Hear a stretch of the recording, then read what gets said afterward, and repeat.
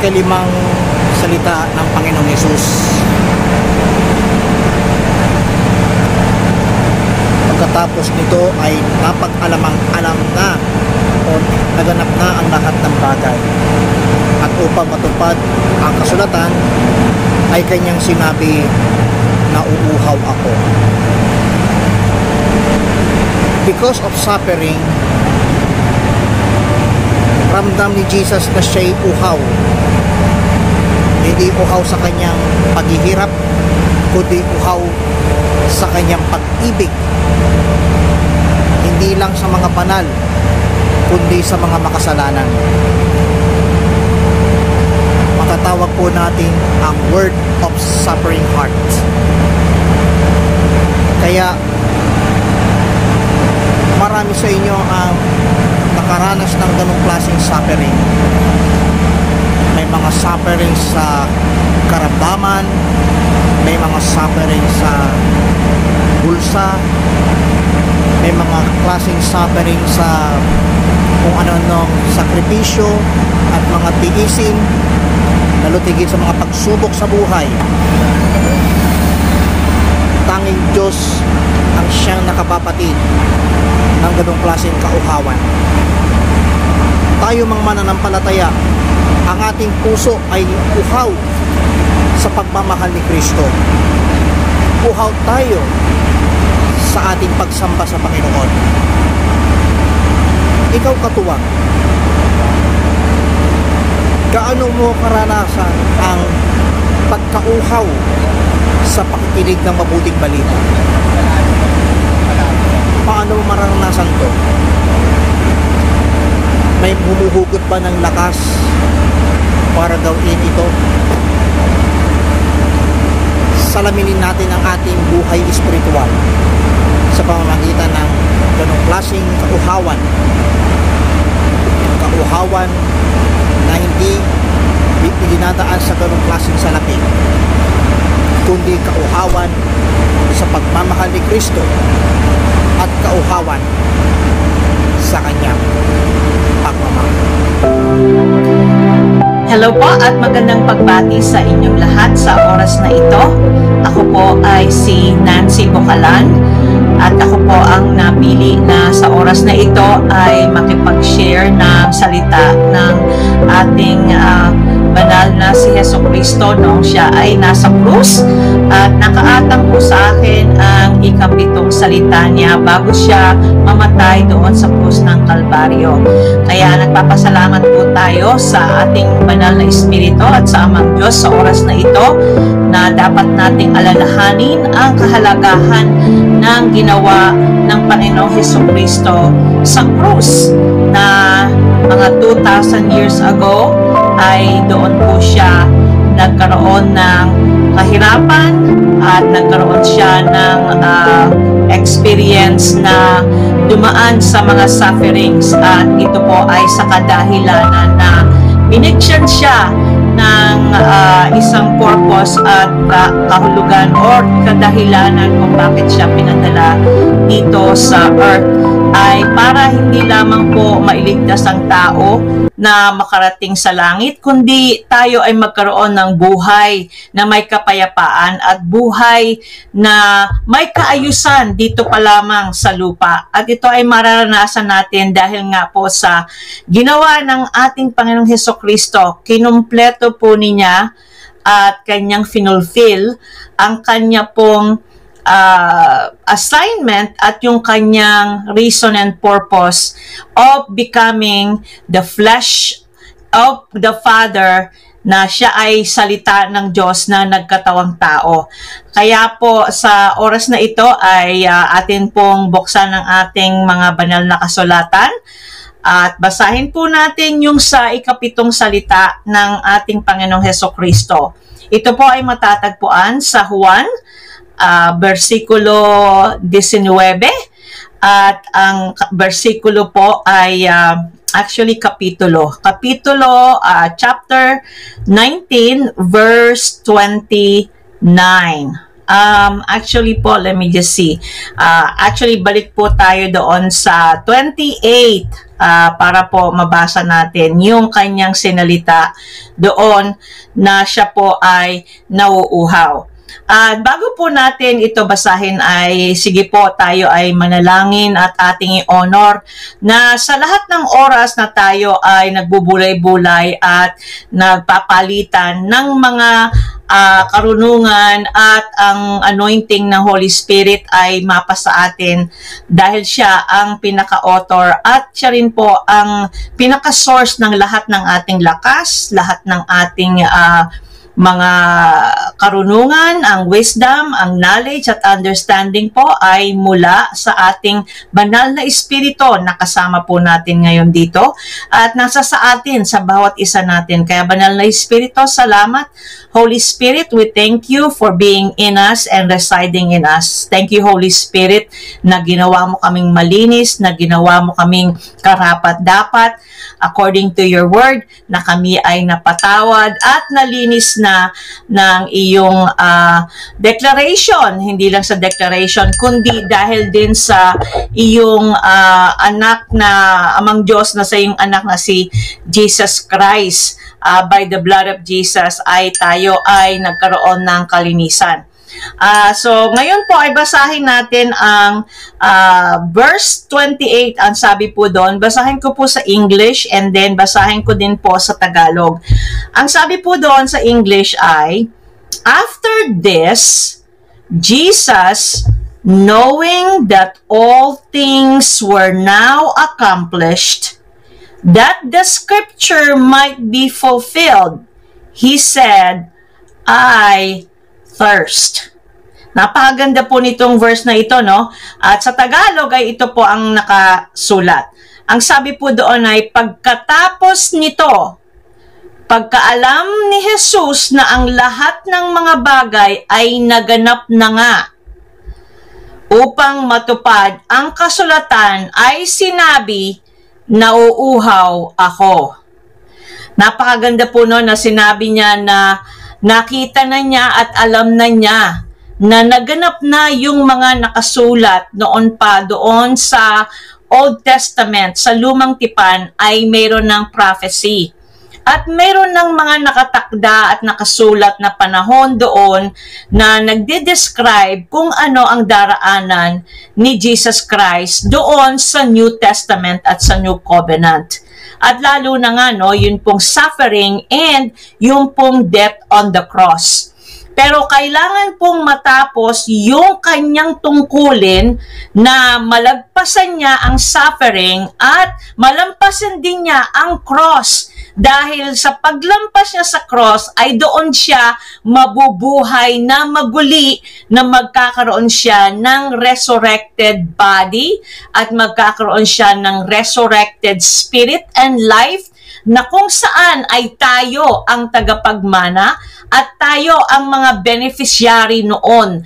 Dahil ang pagkamatay ni Jesucristo sa krus ay ito ay patunay na siya ang sumagip sa atin at ipinagpalit niya yung buhay niya para maging ito ay buhay natin.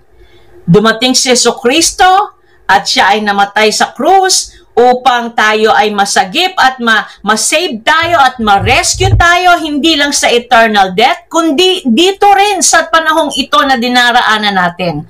Na mayroon ngang paghihirap, subalit ang tunay nating katayuan ay yung ayon sa nakasusulat, na tayo ay already redeemed at mayroon na tayong eternal life at kailangan nating ipagpatuloy na ipasamuhay, na isapamuhay ang life that is eternal and the life that is saved and being saved, at para magpatuloy ang buhay natin hanggang sa walang hanggan, na ito ay maging consistent base sa nakasulat doon sa banal na kasulatan. So, napakaganda dahil bago niya sinabi yung siya'y nauuhaw, kung iisipin natin ay para bang may kulang pa. Hindi pa nagampanan ni Christ yung dapat niyang gampanan at gawin. Dahil bakit kailangan pa niyang sabihin na ako ay nauuhaw? Dahil kung alam pala niya na nagampanan niya na ito, bakit mayroon pang isang word na babanggitin siya na ako ay nauuhaw? Ito ay hindi symbol na meron pa siyang kakulangan, kundi ito ay symbol lamang na mayroong bagay na gusto pa siyang ipahayag sa atin. Na ang kahulugan at ano ba ang value at importance ng salita niya na I thirst. Unang-una nga po ay dapat niya na ito ay banggitin dahil ito nga ay nakasulat sa Old Testament at ito ay isa sa mga witness at sa mga assurance na siya nga ang banal na Jesucristo. Dahil kung ano yung nasulat sa Old Testament na pagdaraanan niya at mga gagawin niya, ayun din ang magaganap sa New Testament. Kaya ginaganap niya yung nakasulat doon sa Old Testament. Yun ang una. At ang pangalawa ay tunay na ako'y naniniwala na siya nga ay nauuhaw doon sa physical na level. Sino ba naman ang hindi mauuhaw? Na nasa krus ka at ikaw ay nakapako?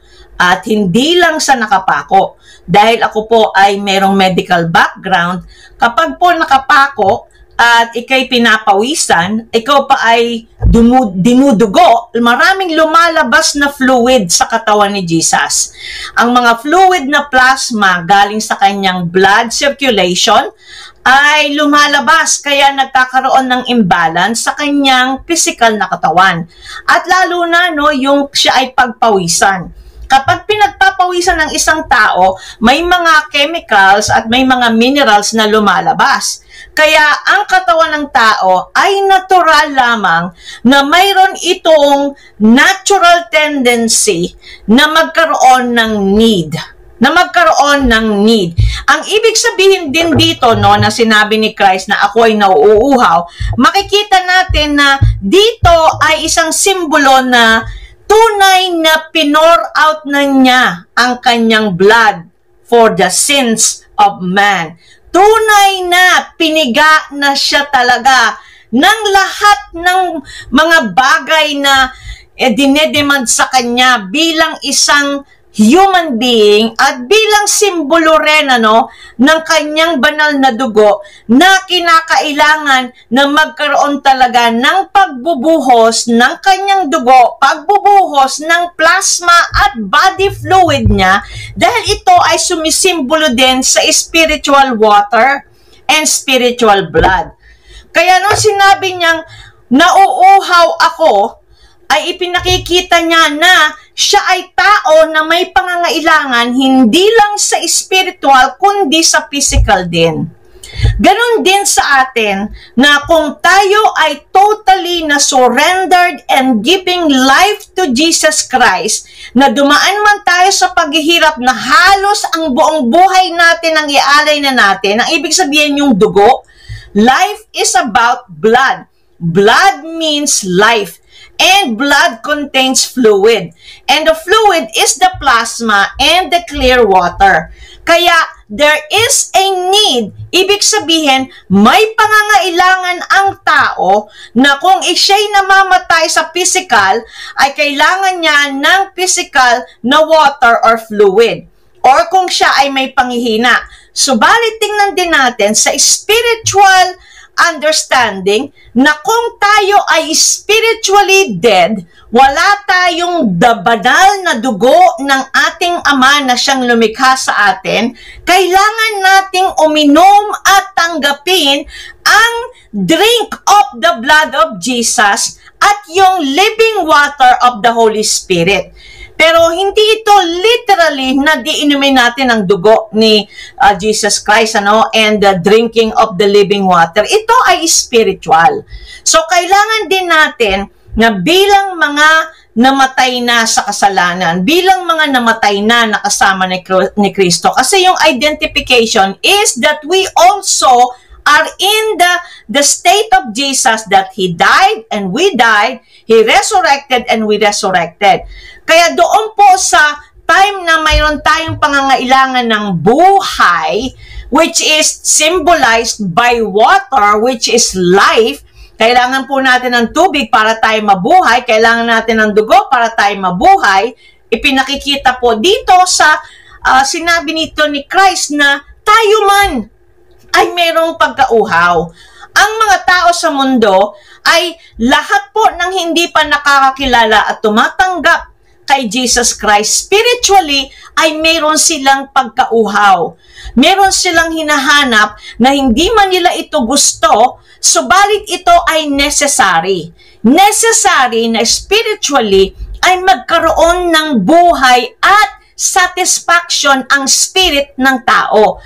At yung satisfaction na yon ay mapupunan lamang ng spiritual blood and living water by the Holy Spirit through Christ Jesus.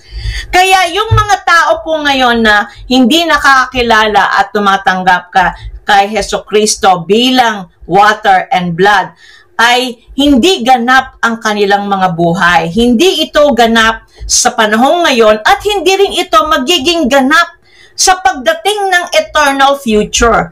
Kaya ang napakahalaga na sinabi dito ni Jesus Christ na I thirst, ay tayo rin na magkaroon tayo ng kaunawaan at awareness na mayroon tayong pangangailangan, na ang makaka-satisfy at maka-fulfill lamang nito ay ang spirit ni Hesukristo.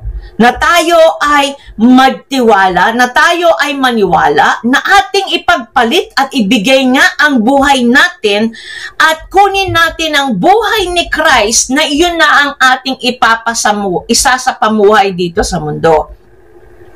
Napakahalaga po nito ng death of the cross at yung suffering niya on the cross. Magbibigay ito ng liwanag sa atin na hindi lang siya physically nagkaroon ng sakit at paghihirap sa katawan, kundi mayroon din siyang sorrow. Kaya nga sabi niya sa Old Testament, He is a man of sorrow. Kasi dinala niya rin spiritually ang sorrow ng all mankind. Kaya may symbolism yung I thirst. Kasi yun yung nagsisignify sa water. And bakit ba napakahalaga ng water? Dahil po tayo, sabi ko nga, medically, ang katawan po natin ay 70 to 80% water.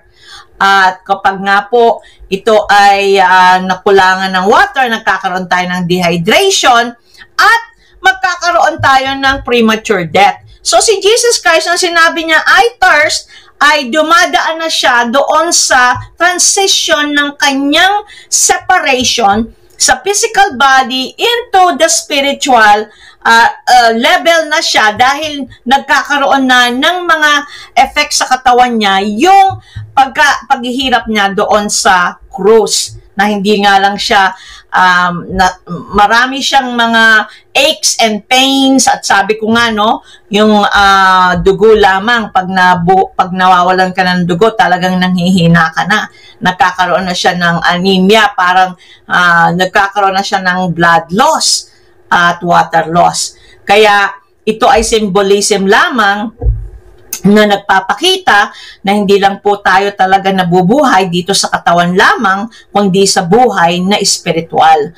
At kung inaalagaan natin ang ating buhay na pisikal, kung tayo ay may tubig na siyang nagpapatid ng ating uhaw, mayroon din naman tayong buhay na espiritual na mayroon tayong pangangailangan na atin ding kailangang inumin itong spiritual blood at water through Christ Jesus. And then sabi nga ang sabi pa doon sa pagkasunod sa verse 9, sabi doon, "Now there was a vessel full of vinegar, and they filled the sponge with vinegar and put it upon hyssop and put it into his mouth." So, alam yung ginamit pa nila ay vinegar. Hindi pa nga ito tunay na tubig. At sabi, nilagay nga po ito sa kanyang bibig. At sa mga oras na yon ay kung tayo po'y uhaw na uhaw at vinegar po ang ating inumin, ay hindi po ito mapapatid yung pagkauhaw natin dahil iba po ang components ng vinegar. Kaya pag nakikita natin ano pong ginawa dito, ito po ay mga Roman soldiers. Yung mga Roman soldiers, ang binigay kay Jesus Christ ay vinegar.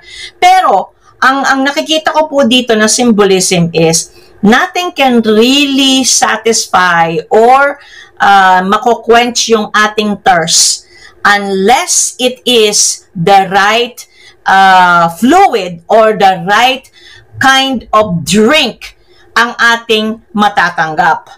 Dito, vinegar ang binigay kay Jesus Christ. Pero, I don't know kasi nilagay lang po sa mouth niya.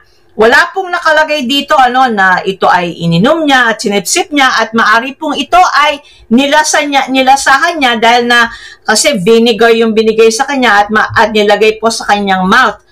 So ito po ay kanyang nalasahan. Kaya makikita natin na ano ba tong symbolism nito? Na yung works of man, ito ay effort ng Roman soldiers. Effort ito ng Roman soldier by his ways, kung ano yung meron siya, yun ang binibigay niya kay Christ. Hindi alam ng Roman soldier na he really needs the water. So, ganun din tayo ng mga tao, sometimes, God is asking something from us, pero ang ibinibigay natin sa Kanya ay hindi yung hinihingi niya at nire-record niya sa atin. Kumbaga, may mga sarili tayong gawa, may mga sarili tayong programa, may mga sarili tayong ritual at mga bagay na ginagawa na ang akala natin ay ito ang tunay na maka-please sa Father, ay hindi naman pala. So, wag nating bigyan ng vinegar ang Father kung ay naas niya sa atin ay fresh water. So, hindi magkakaroon ng tugma na hindi pa rin ma-fulfill yung demand or yung command ng Father kapag nag-a-ask siya sa atin of something else. Pag nag-a-ask siya sa atin of our time, and then ang binibigay lang nating time sa Kanya is the time that's left over from us, yung time na para bang yung time lang na pwede nating isiksik siya, ay maaring hindi ito ay pleasing sa Father. So, maybe Jesus Christ or God the Father or the Holy Spirit may be asking something of us that is rightful to know from Him. Kaya, important din dito na may relationship tayo talaga kay Jesus Christ at sa Father. Kasi, pag siya'y nagsalita na ng something from us, that He needs from us, ay kailangan maintindihan natin ano talaga yung tunay niyang pangangailangan. Dito, yung Roman soldier, wala siyang relationship kay Jesus, Kasi, nung sinabi niyang I thirst, ay ito ay vinegar na lang ang binigay sa kanya. Pero kung may relationship siya, maaring siya ay ano ang kailangan mo, ano ang nung inumin or anong inumin ang kinakailangan mo ngayon na, Jesus Christ, anong inumin ang gusto mo ngayon. 'Di ba minsan kapag yung mga prisoners pag nangangailangan sila pag last meal, may mga nire-require sila sa last meal na gusto nila steak, gusto nila ito. And this time para bang si Jesus Christ ay parang last drink na rin niya, So kaya lang dahil nga ang Roman soldier ay yun ang kinasanayan niya, yun ang mayroon sila, ay yun ang binigay kay Jesus Christ, which is vinegar. which is, I believe na hindi talaga ito pumatid sa kanyang pangangailangan. Pero another side of the story with that ay marami tayong matututunan na lesson dito sa sinabi ni Jesus Christ na I thirst. Maaaring sinasabi niya sa atin, I thirst for your time. I thirst for your fellowship. I thirst for your praise. I thirst for the time that you are reading my word. I thirst for these things. So, maaaring sa oras na ito, ay ilagay po natin, maaaring spiritually, ay ano ba tong sinasabi ni Jesus Christ sa atin ngayon? What is He thirsty about? That He is wanting from us or asking us to give to Him. That way, we can continually develop our relationship with Him. And so, dyan po tayo nagtatapos at salamat po sa lahat ng mga nakinig. God bless you po na tugunin nga po natin ang salita ng Banal na Espiritu doon po sa salitang I thirst. At kailangan din po natin na tayo ay mayroong pagnanasa na atin rin pong mainom at masustain po tayo ng living water, which is the Holy Spirit and the blood of Jesus, na tayo man ay magkaroon ng tunay na life at hindi tayo spiritually dehydrated. Kaya let us spiritually be hydrated by the blood of Jesus, by the living word, and also by prayer, by fellowship, and a lot of things na maaaring marinig natin directly mula sa Kanya, na pag tayo ay mayroong meditation at quiet time, ay doon natin tunay na maririnig. Ano nga ba itong sinasabi ni Jesus na I thirst? God bless you all po at salamat.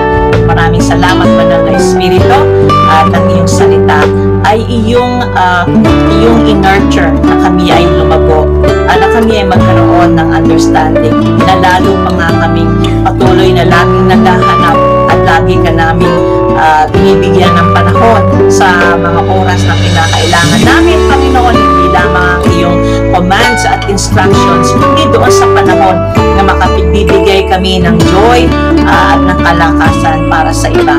Kaya Father and Jesus Christ, we drink of your Spirit right now. We consume you in our spirit so that we can flow like a tree that is planted by the river of living water. God bless you po and see you. I love you all. Thank you so much.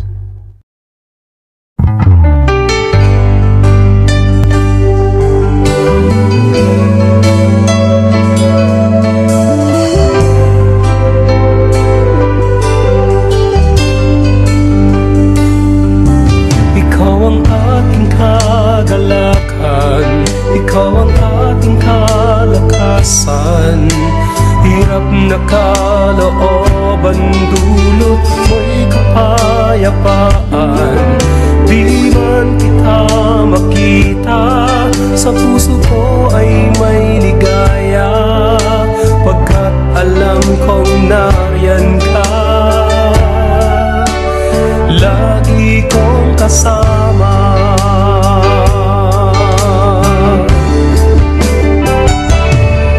Ikaw ang aking kalakasan. Hirap na kalooban, dulot mo'y kapayapaan. Di man kita makita, sa puso ko ay may ligaya, pagkat alam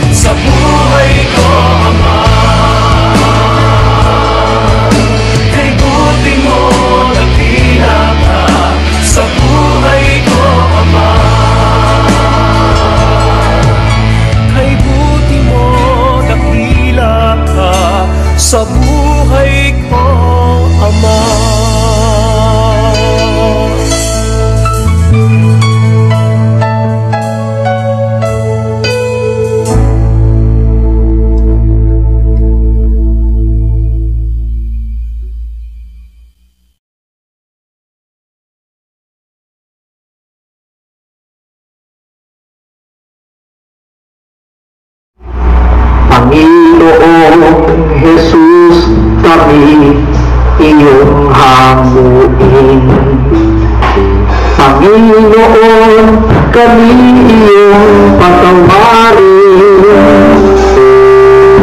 Kasalanan ng mundo ay inako mo sa krus ng Kalbaryo, kami iyong tubusin. Panginoong Jesus, kami iyong